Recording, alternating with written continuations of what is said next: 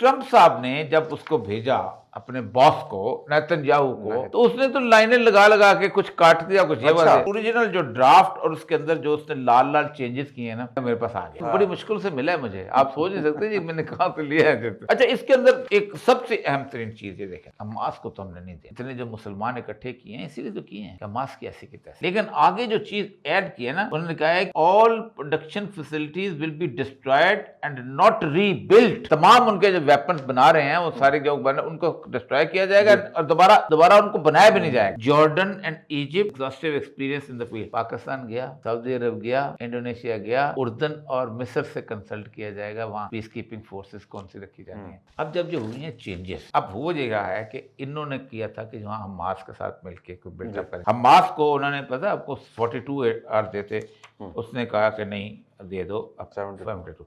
अब ये है Trump gives Hamas days 4 days, ठीक है, to respond to the Gaza peace plan. Hamas ने कर दिया रिजेक्ट। लेकिन सबसे बड़ी बात यह है इन 4 दिनों के अंदर उनके एक्शन जारी, आज भी उनको मारे जा रहे हैं।